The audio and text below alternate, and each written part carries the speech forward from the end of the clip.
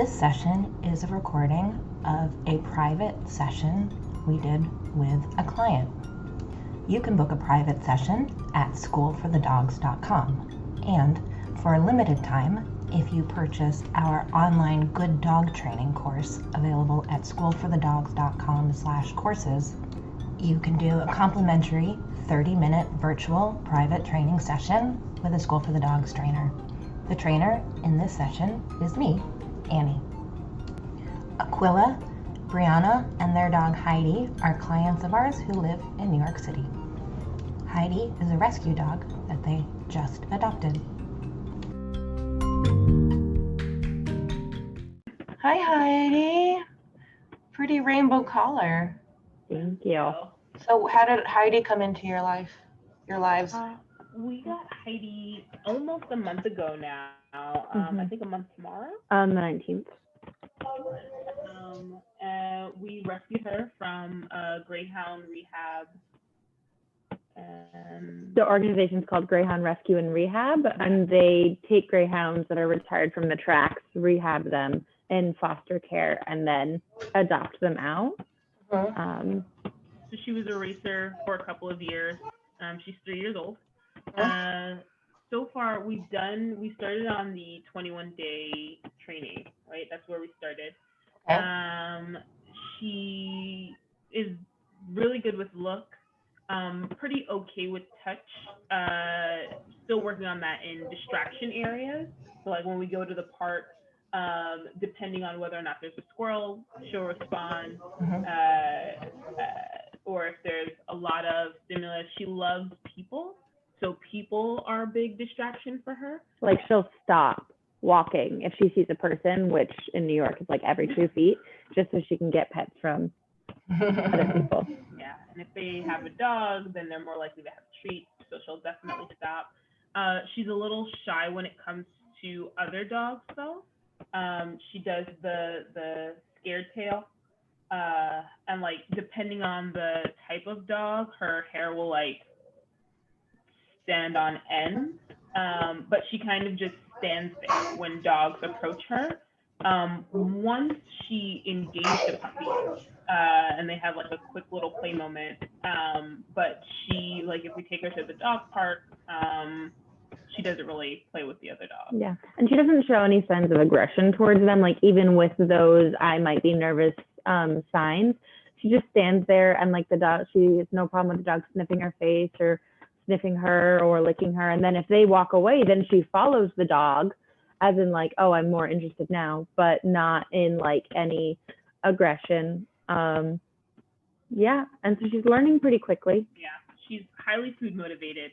So I know in our email we mentioned the sit thing, but literally right after that email, she started to sit, or to recognize that, and I shouldn't say sit, it's like a lean type sit. It's the weird greyhound sit.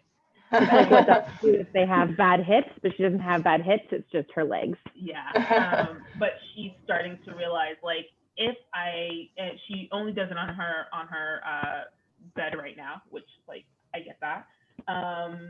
She's starting to realize, like, if I put my butt down on this thing, I will get food.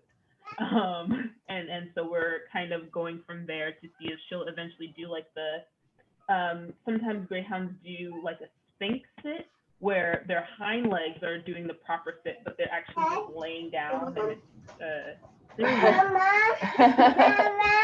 Hi, baby. I'm on the phone. You can say hi.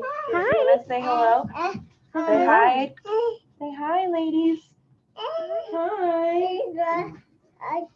It's a doggy, and I'm doing some training with their doggy.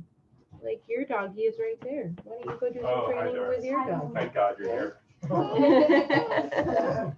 You go do some training with your dog. Have you done the have you done the good dog training part of the course yet? No, not yet. We started with the what is it called? The 21 days. Yeah. Okay. Great. I was suggest doing the good dog training course next.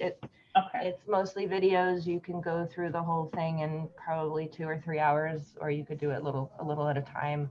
I mean, there's resources that take you out of the course, so it could take longer if you wanted to, but if you just, did just that few hours, and I think that'll give you a really good overview kind of like the School for the Dogs approach to training, which I think you're gonna dig based on your your vibe already with her.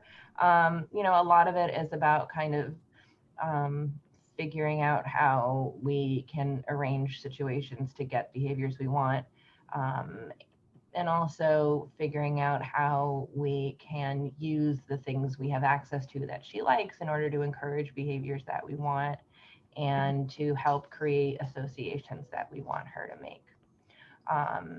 And I think it's like really great that you're already so aware of of how she seems to be reacting to people and dogs on the street, and in the dog park. Just curious, where do you guys live? Like, what dog park are you taking her to? The one at 72nd. Okay, I don't know that one. Dog parks in general, the other course that I think you got in the package you got is called there's another course called the Body Language Basics course. Mm-hmm. That is maybe like an hour's worth of content, and I would suggest going through that one too, because I think it'll help you be even more aware of how she is feeling at the dog park. Just help give you some things to look for, and help you notice what other dogs are doing at the dog park that may indicate, stay close or go away. I'm always hesitant to suggest people bring their dogs to dog parks in general, just because I feel like I don't trust other people necessarily in dog parks. No, 100%. And like, and the whole like, oh, their dog, let them work it out. I think often they won't work it out the way we want them to work it out, and right. And it's also funny, like when you tune into like how much people are talking to their dogs at their dog park in order to talk to other people. Right? They're like, buddy, don't be a bully. Yeah. Like, is that really gonna help? Right. Not at all. That's not how you get your dog to listen to you. We also. Go ahead. Oh, I was gonna say, we also tend to make sure, because greyhounds tend to have such thin skin, we go when there's not a lot of dogs there. Because she's also warming up to other dogs, so we don't want to overstimulate her. And we have only let her off the leash, I think, like once or twice. I think that's really stays by us. Yeah, really smart, and that's great that she's staying by you. Think of it as like it's time where you guys can hang out together with her off leash, rather than this, like, she's going to be in the center of the circle and I'm going to be on the perimeter on my phone. Yeah. Which, I mean, like, I've been guilty of like being on my phone at the dog park, but usually it's like when my dog is like literally on the bench next to me, and the way I'm thinking about it is like, we're hanging out off leash, like he's with me, I'm with him.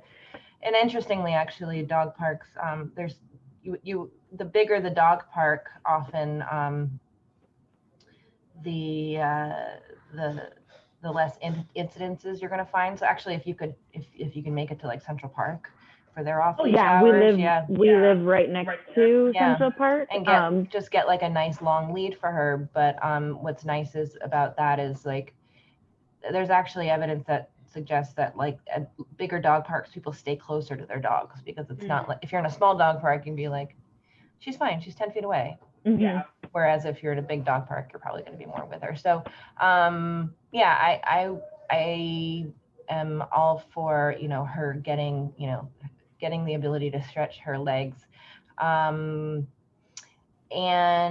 you're saying she seems like very interested in people outside and less and a little reticent about other dogs. Right. I think my overall like big picture suggestion is, and sorry, what are you feeding her food wise? And when are you? We're feeding her morning, a tiny scoop in lunch hour, and then regular dinner.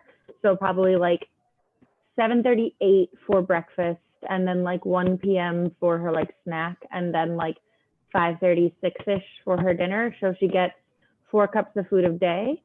All of it dry food? Yes, and then we put a little bit of water in there because when we were having her on wet food, she was just not. Greyhounds have very loose stool to begin with, and her tummy was like, no, I don't like this. What were you giving her before? So we're still giving her the Nutro chicken. I think it's not grain free. You were giving her like canned before, you mean? Or? Yeah.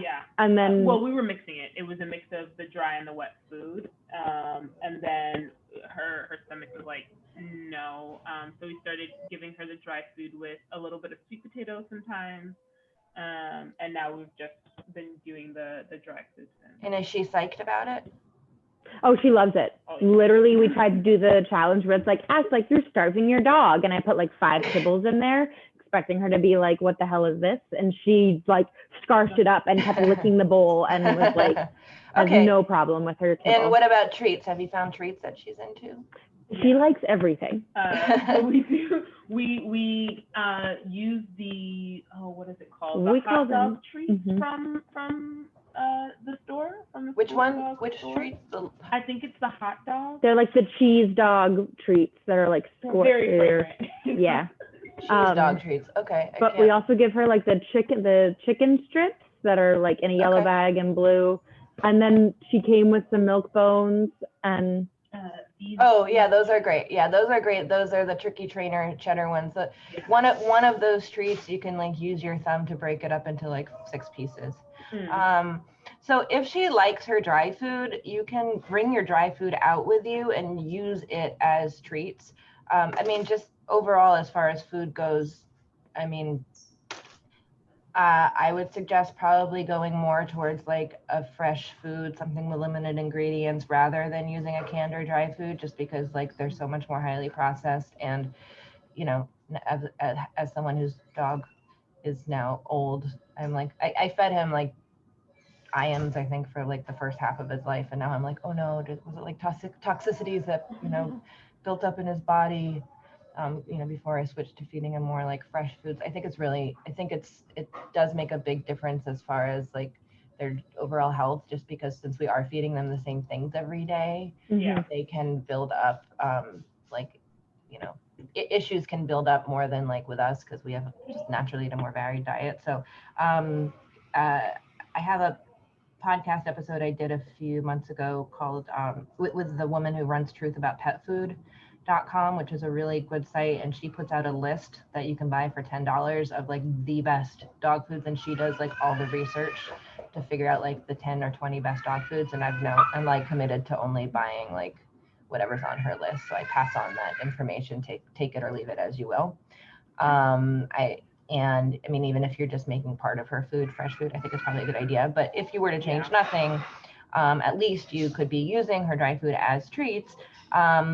And also, you know, I think it's generally a good idea to feed in toys. I'm a big fan of work to eat toys, just to generally, you know, like help engage her brain, et cetera, et cetera. But to go back towards addressing like your specific issues of how can we help her feel good about like other dogs on the street and not be so distracted by people. My suggestion is to start making your walks like dining outdoor walks. So like get a treat pouch, have it on you, and you know, if you wanted, all of her meals really could be like these outdoor eating extravaganzas, where what you want to do is both create an association for her that, you know, like when other dogs approach, you know, I get something good for my women. Yeah, she's starting to get that. We started to just give her treats when other dogs would smell her or her kibble, because she enjoys it. So now because before she wouldn't even stop to look at other dogs. She just like, and I'm moving along. Yeah, I think if she doesn't, I don't think she necessarily needs to stop and do any kind of greeting with other dogs for now. I think I would just focus more on like, you know, you see another dog is 20 feet away, Heidi gets a treat at your knee, and it, you know, be specific about where you're giving it so that she doesn't have to go looking for it. And you can let her know that it's coming. You can use like a word like yes or a clicker or whatever, but the thing that you're saying yes to, or the thing that you're clicking, it doesn't need to be like a specific behavior that she's done. It's just in this instance letting her know like, hey, there's a treat at my knee. And what's going to happen is she's going to start being like, oh, every time I see another dog, there's a treat at their knee. Or wherever you want it to be, but it should be somewhere, again, predictable, easy for her to get to. Ditto with people, because, I would keep greetings of people to a minimum right now. I mean, I want her to have a happy relationship with dogs and people, but again, because she's pretty new in your life. Yeah. And so like, let's do all we can to make her be like, these two people are the most awesome people. Actually, I did a podcast episode a couple of weeks ago with, or maybe last week, with this guy, Dom Hodgson, who's a trainer in England. And his whole idea is like, he talks about like be your dog's superhero, like make your dog think that you control all the good things in life and you have magical powers. And also like he talks about like being selfish with your dog, which like at first I was like, well, isn't that kind of a negative thing? Like, I mean, it sounds negative, like be selfish, but what he means is like, be selfish of your dog's attention. Like if your dog has the opportunity to like be interested in other people or other dogs, like make sure your dog is interested in you. Like, and that's what he means by being selfish, because it's like, at the end of the day, you're the person who's keeping your dog safe, and you want your dog to like look to you for, all information about what is and isn't okay. And you also want your dog to just like generally have the association that like wherever you are is a good thing. Like associate, being outside at all with like, all of these great things from you guys. So get a good treat pouch if you don't have one already, and make mealtime outdoor time. Doesn't have to be forever, but I would say give it like a week and just see how that goes and see how that changes her behavior. Purely just feeding her in a new place. And and another way to help her keep her attention on you outside could be like changing directions a lot. So, and walking fast, like if she's like, oh, I got to keep up with them and I never know where they're going to go. That also just might make walking more fun for her. Yeah. And she really does like to walk. We don't have much issue with getting her to walk unless like we're trying to get her accustomed to her harness. But the thing that we've been currently struggling with has been like, since she's learning to sit and like has to sit in order to get her food, then like the second we go to move her food down, she like, it's like her sits last 2 seconds. The elevator drill was not, like day one, she did not understand why we were doing the elevator drill. And that was actually the first time that we heard her bark at us. Like consistently. And I was like, wait a minute. They were like, greyhounds don't bark. And then here she is like barking nonstop for like a minute. She's like, I am standing on my bed. I stood on my bed, give me my food. And we were like, no. And she was doing all the other commands, like looking and bopping, like, looking at us and like touching our hand, and we were trying to do the elevator thing. She's like, I don't understand what's happening. well, then you can skip that exercise for now if she's not like bum rushing you when you're giving her food. But also, like I said, you're probably going to be giving. You can also use just her regular food in training. So like. Mm-hmm. You could basically like get rid of the bowl altogether for a while, and try the elevator game with something that she's like less jazzed about but still interested in. So like use it with do it with a toy or her water bowl or something like that. But if sitting is an issue, I don't know a lot about like greyhounds in particular as a breed and their ability or inabilities to sit, to be completely honest, but I do think sit is kind of an arbitrary behavior that we've all decided dogs need to do. And if like sitting's not her thing, it's not her thing. That's my, personal feeling about it. So like if you wanted to work on like her lying down, right, that's than really sitting. What we did was we had read the Greyhounds for Dummies book, because we never had a greyhound, and we had a similar experience with like other dogs where they can just sit. And so we learned that it's easier to kind of capture their down movement and let them know that, like, oh, while they're down, reward them while they're down, and they'll get the sense that, oh, if I lay down, then I get a treat. And then we started to do that when she kind of sits. So when she's starting to lay down, like as soon as her butt hits the ground, we'll click her and let her know, oh, this is like the first time she did it. I was like super jazzed. I was like, oh my God, good girl, Heidi. Like the first time we went out with her, granted it was like the very first weekend that we got her, we took her to the park for a picnic. She stood up for like 2 hours. The entire time, just standing like on guard. And I was like, okay, this is not desirable. Like, we want you to be able to relax when you come to the park, you know, just to go for a picnic. And then last weekend, took her back to the park, brought her blanket and put it down. And it took a while. Like, she was standing for a bit. And as soon as she laid down, first of all, I was shocked. I didn't actually think that she would lay down because the first time we went, she stood up for 2 hours. But as soon as she laid down, I like clicked her, praised her, gave her treats. And so I think she's starting to make the association between, like, it's still not a sit, but it's as long as it's a down. Yeah, well, you know, you can like also work at, yeah. I mean, that's basically what you want, is some sort of stationing position. Right. And you know, to that end, just shaping her to go to a mat or go to her bed. And actually, if you want, we can try doing that a little bit if you want to position your camera. Have you done like shaping to a mat with her at all? So can you explain maybe a little bit about what you mean by shaping? But what we've been doing is like getting her to, like, anytime she gets a reward, we make sure we give it to her on her bed. So, like, before we have dinner, because she's also not good at, she's a big beggar. She's not good yet at leaving us alone when we have food, because we predominantly eat on our couch. And so what we've been doing is, like, we've been getting her to go over to her bed. We've been giving her a treat or like a toy that will entertain her while we're eating. And then we will come and eat dinner. But in order for her to get the toy, she has to like do a sit or a lie down. Great, this way she like. And you have, what's her bed? Is her bed like a poofy thing? Well, she's currently, so I will say 92% of the time she lays on it like she knows what she's doing. And then the other 8% of the time she like just burrows it and like lays on part of it. So it's a fluffy mat.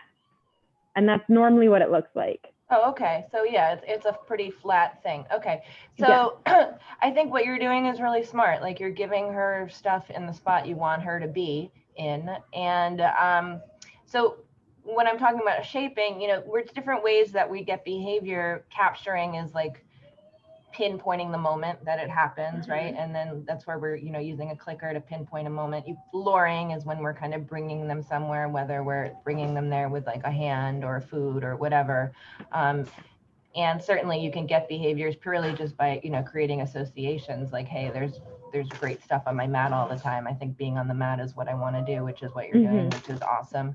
But I like teaching a dog to have a mat that's like a sticky spot, is how I think about it. Like, I like using a yoga mat, but you can cut a yoga mat in half. So like something that's just very low to the ground, but what you have there looks actually pretty, you know, like low to the ground.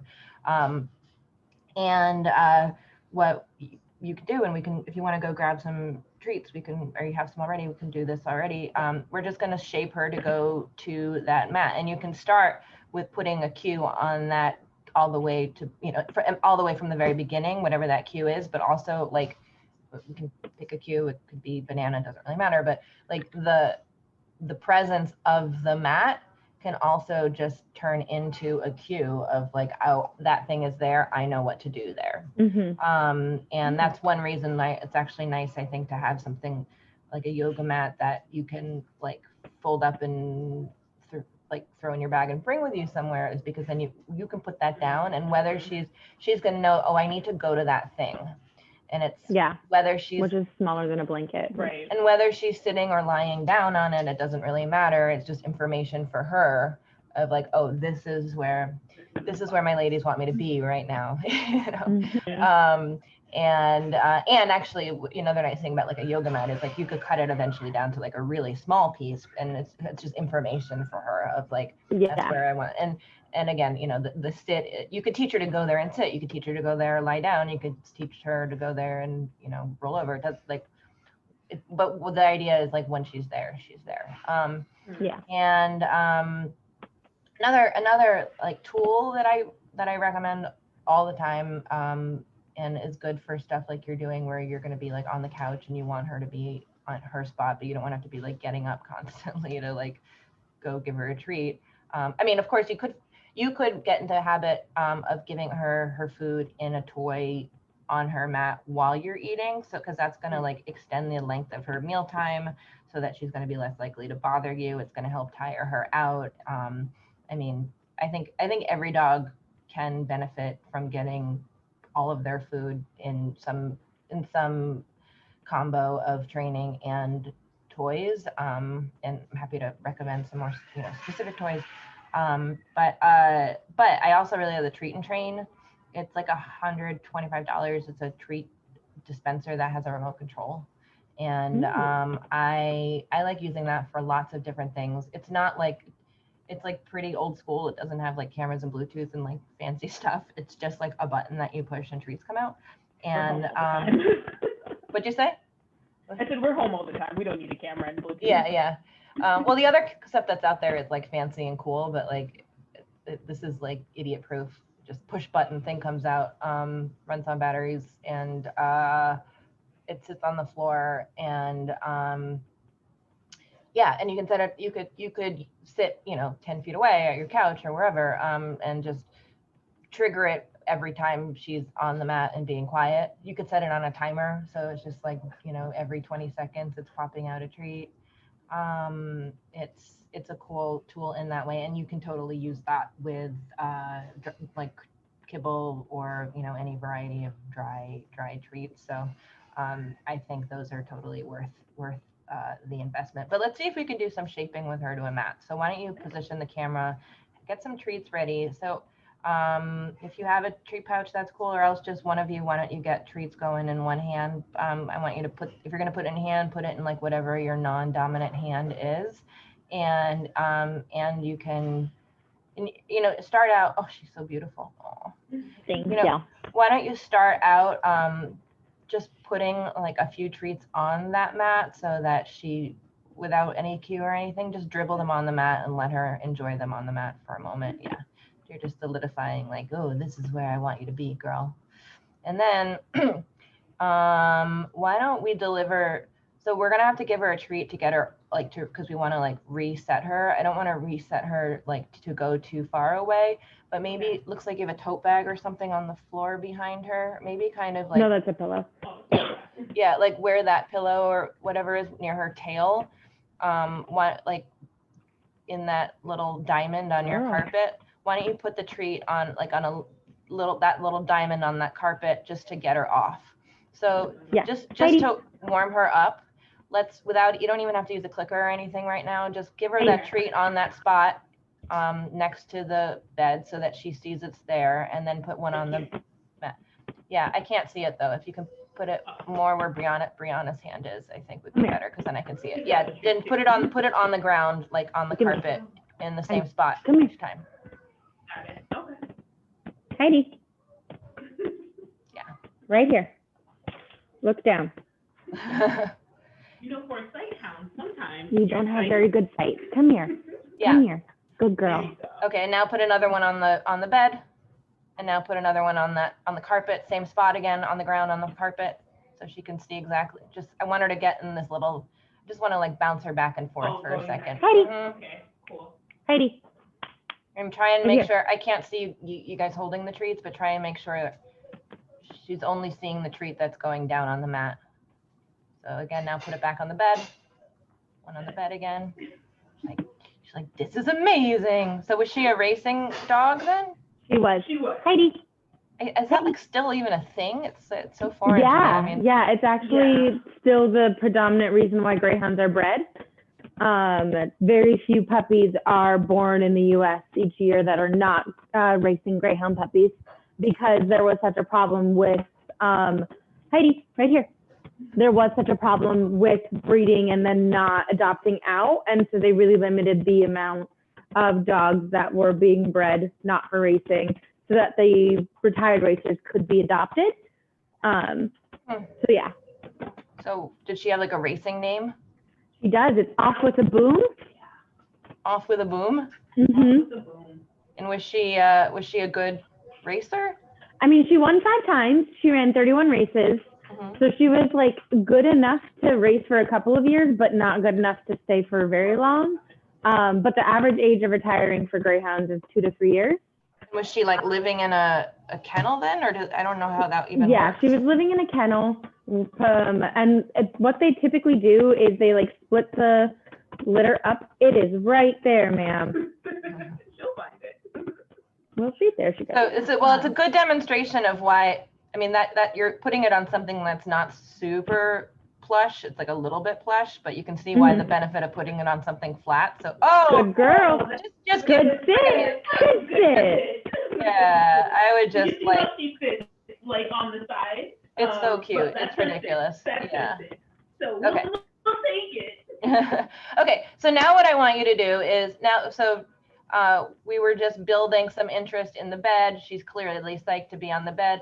Now what I want you to do you have a clicker handy? Yeah. Okay, I want one of you to just click when she puts one foot on that bed. Just kind of ignore her. There, click there. And now I want you to give her a treat on the bed and then put the second treat back on the floor where you had it. And put it down low. Yeah, she doesn't have to sit when she gets there. Now now off, you're giving her the treat off the bed on the ground. We're just grabbing her couch so we can have a little bit more. She's beautiful. Oh, it's like, I'm here again.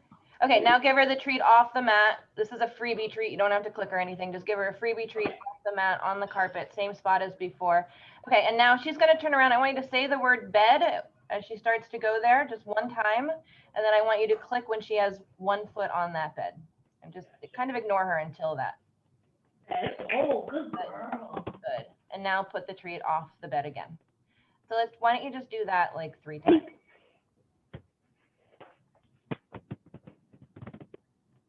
Bed. Good girl. Heidi. She's loving this. Bed. Good. So she's already almost getting 4 feet on that bed. Let's click. I want you to click when she gets 2 feet now. We were doing 1, let's do 2. Otherwise, keep the exercise exactly the same. Heidi. Heidi.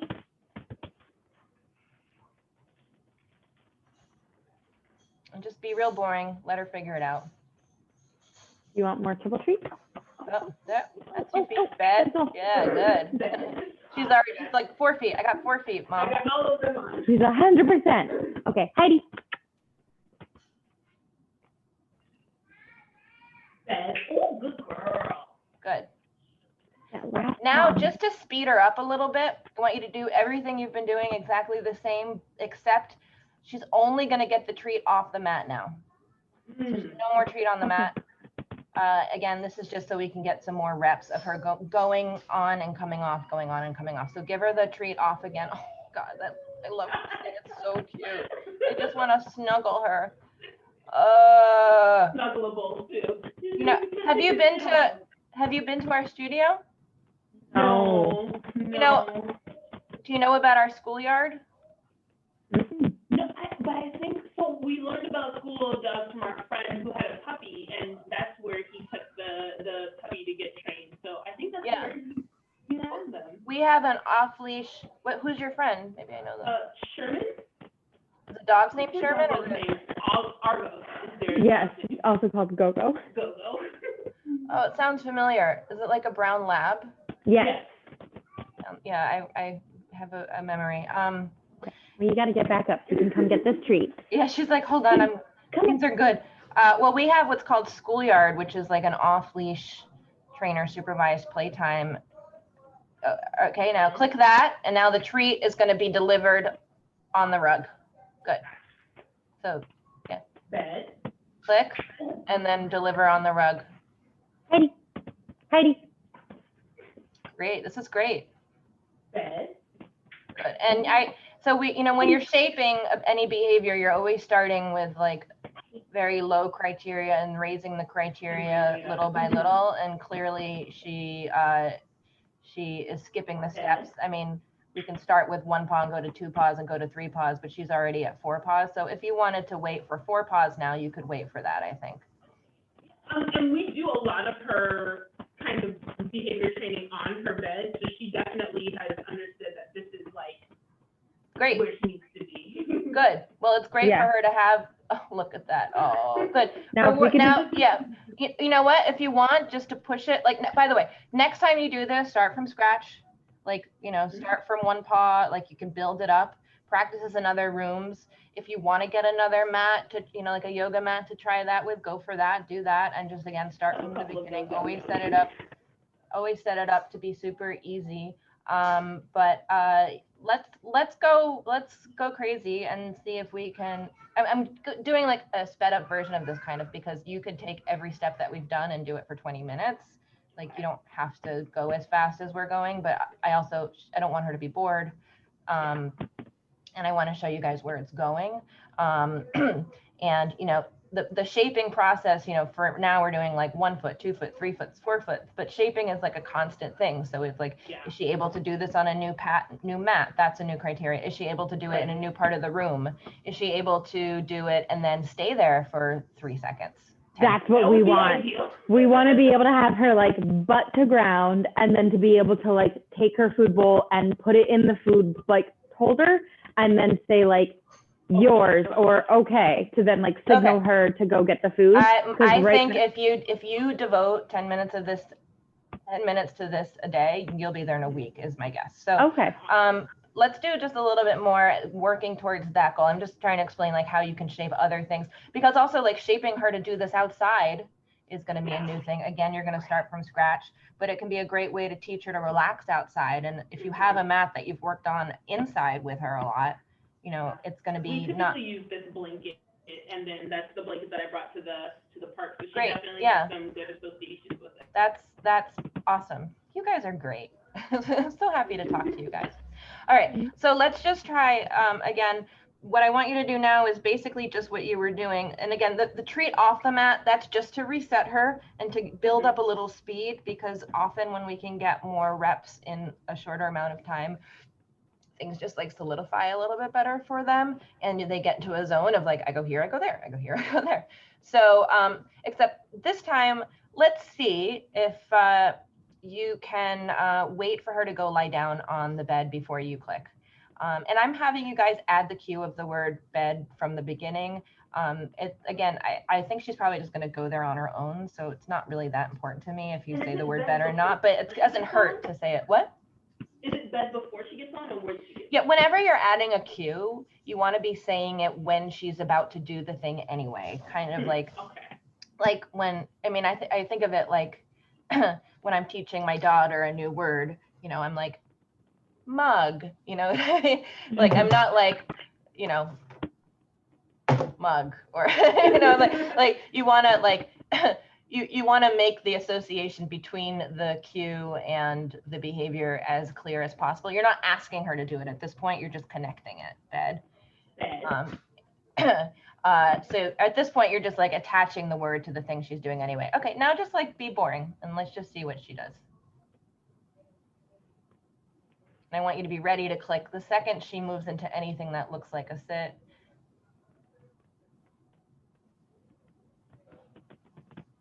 Click. Yes. Oh, good. And now try rewarding her. If you want to reward her in that position, that's fine. And then give her a bonus treat off, or if you want to reward her just off. Okay,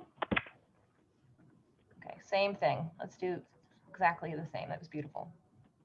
Bed. Don't want there. Greyhounds will look right into your soul, in case you didn't know. Oh, what a love. Good girl. Okay, Heidi.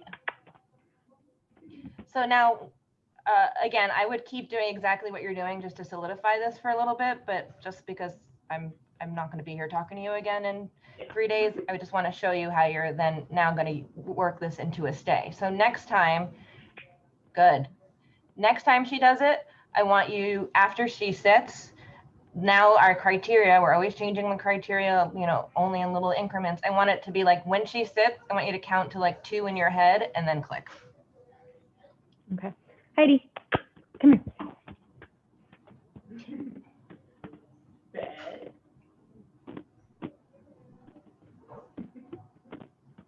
Circle back to make sure.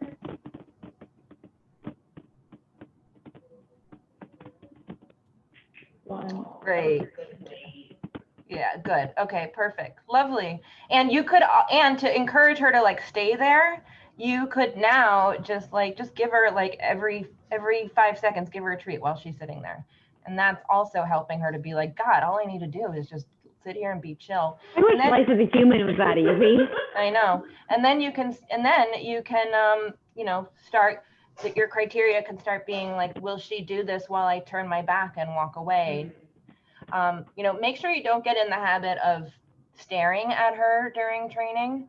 So, because you don't want her to be like, as long as they're looking at me, I must stay put. You want her to be like, very difficult because the first thing she learned was look, and so now she like is just like in our eyes all the time. She's like, oh, I know I'm going to get treats if I just. Well, then even just like facing her but moving your eyes away. You know, again, shaping is about like the absolute smallest increments that she can handle. But just be cognizant of like, I'm gonna look away from her. And you know, you're lucky because you have each other, so you can, you know, you can critique each other. Like, don't stare at her while you're doing it. But you guys have a beautiful dog there. She is. Thank you. I'm in love with her, and I've only met her on a screen. Oh yeah, she's a super mush. Everybody who meets her is like, oh my God, even kids. Great. Well, keep doing what you're doing. Yeah, I suggest doing the good dog training course itself. Let me know if you have any problems logging in. We're experimenting like with this sort of communities feature in like for people who bought the course recently. It's like totally like super beta mode, but I'm going to invite you guys if you want to. Yeah, like, that would be great. Don't judge. Just you're there to help us figure out if we can get this to work. And if you can get down to our studio, I know it's a trek from where you are, but I would highly suggest coming to do our schoolyard. There is a little like sort of quiz online that we ask people to do to make sure that like, you know, you're understanding sort of the bigger picture. I'm sure you guys will pass with flying colors. And then the first session is an evaluation to make sure that it's like a right fit for her. But even if you were able to come, like, it's members only. We approve all the dogs that are there. There's a trainer there 100% of the time. We have like a large like outdoor, so we have a large downstairs area, and then upstairs we have like a smaller like indoor outdoor area. We're trying to be like super conscientious about like keeping it small. I mean, obviously for the dogs, but also for the humans. Yeah. I think if you guys came and if you guys, you know, were able to come even just like twice a month for a couple months, I think you will learn a lot that will help you be better at negotiating dog parks when you go to like the public dog park. I didn't know your physical location was open right now. Yeah, well, our hours are limited for the moment. The retail shop, also if you come, you can see we have like tons of work to eat toys and treats and whatever. The retail area is open right now for the moment 12 to 4 Sunday through Wednesday, and then we have schoolyard and all other kinds of things happening at hours that are outside those times. But yeah, I highly suggest that. I mean, if only because if you know, I would definitely suggest getting her some work to eat toys, and you can like see them all in person there. I mean, you can also just go to our website, but yeah. So yeah, come on down. Chew toy that she has to chew around what are these things? Like rubber, I don't know. Oh, like the busy bone. Yeah. Yeah, it inhibits her from getting the full treat at one time. She struggles with like actually biting things to get food out of them. The Kong. She just licks them, and then if like the doesn't come out, then like she kind of ignores it. The Kong is like not my favorite toy because I think it's kind of like the OG, you know, dog toy, and like God bless them for making it. But it can be hard for them to get the food at the end. Yeah. It's like generally better for like putting peanut butter in and just kind of letting them like get the, you know, lick peanut butter out. I really like we carry a toy called the Topple, which is kind of like a Kong, but it's wider has a wider lip, and it kind of looks like a thimble.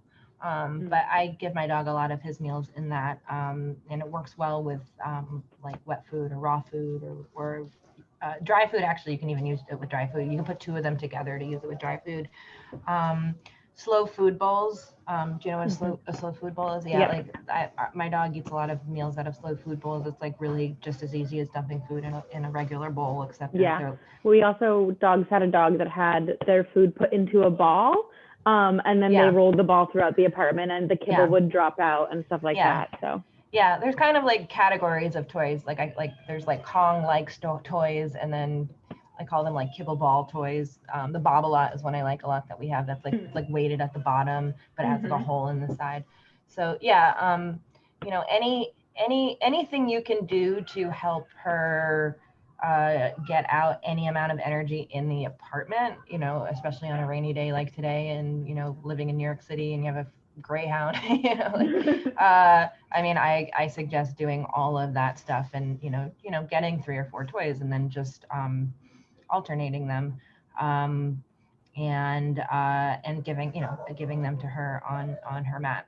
So my assignments for you is check out, do the schoolyard application and see if you can find a time to come by. Again, I know it's maybe like distance wise, like a big commitment, but if you could do a couple times, I think you'll get something out of it. Do the Good Dog Training online course, and let me know if you have any questions at all. I'm going to invite you to this community we're trying out. And then I suggest just think about food. If you want to listen to that podcast episode, Truth About Pet Foods, I did it like maybe 3 months ago. You can find it if you go to School for the Dogs podcast, or you can just go to truthaboutpetfood.com. I think it is, and buy her list. I think it's $10, but I'm really like, I really will never feed any dog of mine anything other than what she recommends. Like she convinced me in our conversation that like it's just that important. So because you're just starting out with your dog, I offer you that. I mean, again, I fed my dog, you know, like nothing special dry food for like half of his life, and he, you know, lived to be, I mean, he's still alive, knock on wood, but he's pretty healthy. But I do think that like you can extend their life and improve their quality of life based on like the quality of food, and like there's some really great options out there that are like, a lot of them won't break the bank. And actually on her website too, she has like recipes and stuff. So and I say this all being like, I'm not like actually like a health nut kind of person, but I think like if we can you know, anything we can do to make our dogs happy, healthier, and whatever. And it's certainly they're usually psyched to eat things that are delicious. It sounds like she's not too picky, which is good news. And the dry food, like if she has a dry food that you like, you know, use that as treats. Great. Well, so nice to meet you guys. Thanks for letting me record this. I'm gonna try and put it up on the podcast. Maybe it'll help other people. But I also just like hope you'll stay in touch and let me know how things go. Definitely. Thank you so much. Thank you. Yeah. Take care. Have a great day. You too. Bye-bye. Right after I did this session with Aquilla and Briana and Heidi, Maggie Wood, another trainer in New York City, sent an article to me and some other trainers by the Norwegian dog trainer and writer Turid Rugaas that made me think about Heidi. It's about sitting and dogs. I wanted to share this article, which you can find at Turid-Rugaas. That's RUGAAS.NO. I'll post it in the notes. When, where, and how do dogs sit? Sit is usually the first thing people teach their puppies without thinking about the consequences of why they do it. We wanted to know more about the sit. So many years ago, we started the sit study among my dog trainer students, and it has been an ongoing study for 20 years now with amazing results. Several thousand dogs have been observed, and we learned many things we did not know before. First, we learned that if dogs have the choice, they do not sit very often. They stand, lie down, and sit in some particular situations. It is partially related to breed, age, structure, and physical health, so can vary from dog to dog, but in general, all dogs sit much less by choice than we ask them to.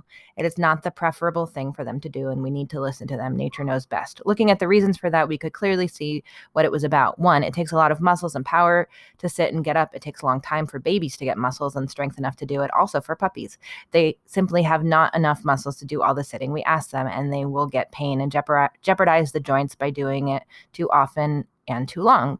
Therefore, they sit crookedly, stretching legs forward and lie down quickly. It gets too painful. During training sessions, they are sometimes asked to sit 10 or 20 or up to 60 times. Imagine how those muscles must ache and bother the puppy. Try to do it yourself. 2, the same will happen when they get old and lose muscles again. Never ask an old dog to sit. It might very well cause him pain. Some dogs have a structure that is not good for sitting, like hounds with their long thighs. 3, when puppies are born, they are not complete, and x-rays show that joints are not connected to the sockets yet. They actually float around. They will slowly grow to connect, but it takes many months. Making them sit means they might pop out of position because there are not muscles enough either to keep them in place. That can cause damages for life. My students observed dogs sitting when they wanted to, and the results were overwhelming. Hounds, in most cases, never sat. They lied down directly. Dogs with health problems, the same. Old dogs, too. Healthy, strong adult dogs sat, but far from as much as we asked them to. One dog sat once in a 3-month period. Studies like that tell us much about what is natural and right for dogs, and we should respect that. Reasons for sitting. 1, first and foremost, they sat down when they needed to look at something at a distance, and they have to raise their heads and curve the neck to be able to do it because of the position of the eyes. The neck gets painful after just seconds, so they sit down to straighten out the curve of the neck. This was the overwhelmingly highest number of why they would sit down. 2, secondly, they sat as a mid-station between lying and standing. 3, then far down on the list came sitting as a calming signal, trying to calm someone down. We also have learned behavior. So if you ask your dog to sit when getting food, going out the door, and so on, very often they will do it by habit, but that does not mean it is good for them. So should you ask your dog to sit? I advise you to observe your dog first. Does he sit down easily, or does it look a bit hard doing it slow, not willingly? Then you should not. Do you know that your dog has a physical problem, is old or very young, and therefore does not have developed muscles yet? Then you should not. Do you have a hound or dog with hound shape? You should not. Do you have a very heavy breed? He will need so much more power to sit and get up that you should not ask him either, and absolutely never a puppy from a heavy dog breed. Observe your dog sitting. Does he sit down straight when he sits by himself, or does he sit with 1 or 2 hind legs stretched forward, sitting on the ham, or in another awkward way? Then I would not ask my dog to sit ever. He should choose to do it by himself. Studies by some veterinary high schools showed that sitting for more than a couple of minutes disturbed the blood circulation so much that the ocular pressure could make a dog get sight problems or even get blind if they had to do it often. Conclusion: you can ask your dog to sit if he is not a very young dog, an old dog, has physical problems, or has a hound structure, or being very big and heavy. Even adult, healthy, muscular dogs should not sit often and for long, so keep it to a minimum. Let dogs choose if they want to sit, lie down, or stand. That is their right to do so. After having made all kinds of dogs sit in training competitions for 30 years, I started to notice the above-mentioned things and started to question the need for that exercise. So therefore, I stopped asking dogs to sit 22 years ago, and just told myself that if I ever needed to teach a dog to sit, I could do it without any problems. I have never felt I needed it. Dogs do all I want them to without any sit commands. If you yourself want to sit, sit. If you want your dog to sit, think twice. That is Turid Rugaas.